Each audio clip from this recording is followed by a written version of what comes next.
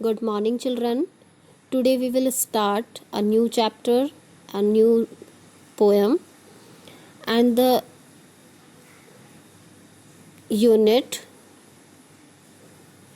fourth we will start. Have you ever collect shells? Enjoy this poem about a shell that sings. अब जो आपका poet है वो आपसे कह रहा है कि आपने कभी कलेक्ट किए हैं शेल्स. बहुत सारे बच्चों ने कलेक्ट भी किए होंगे और बहुत सारे बच्चे ऐसे भी होंगे जिन्होंने अभी तक शेल्स देखे भी नहीं होंगे. तो शेल्स आपको बेसिकली कहाँ पे मिलेंगे? ये आपको सीज एरिया, जो भी आपकी नदी के किनारे होते हैं या समुद्र के किनारे होते हैं या बीच होते हैं, जो आपके गोवा हो गया, मुंबई हो गए, यहाँ पे बड़े बड़े से बीच हैं, तो आपको यहाँ पे शेल्स मिलेंगी. ठीक है, नदी के जो किनारे होते हैं या जो आपके बड़े से जो समुद्र होते हैं, समुद्र के किनारे आपको शेल्स मिलते हैं. Now enjoy the poem about a shells that sings. अब ये कह रहा है आपको एंजॉय कीजिए आप पोएम को जो आपकी सेल के ऊपर है. ठीक है, सेल के ऊपर है. जो सेल क्या कर रहा है? गाने की आवाज़ आ रही है सेल के अंदर से. ठीक है, अब देखिए सी सॉन्ग चैप्टर, जो आपका पोएम का नाम है वो है आपका sea song. I found a shell, a curly one lying on the sand. I picked it up and took it home. Cold inside my hand. Mummy looked at it and then she held it to my ear. And from the shell there came a song, soft and sweet and clear. I was surprised. I listened hard, but it was really true. I wish you don't find a nice big shell and hear it singing too. Okay, now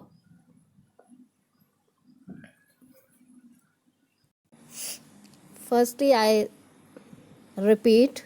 First stranger, I found a shell, a curly one lying on the sand. I picked it up and took it home.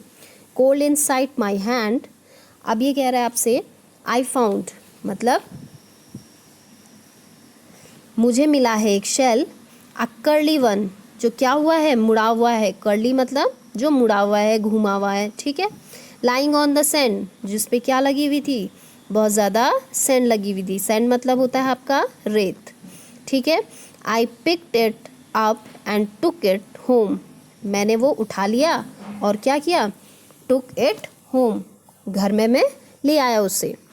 Cold inside my hand. इसने क्या किया था? मेरे हाथों को ठंडा करके रखा हुआ था. ठीक है, घर में जब लेके आया मैं इसे तो इसने मेरे हाथों को क्या करके रखा था? ठंडा करके रखा हुआ था. Mummy looked at it and then she held it to my ear.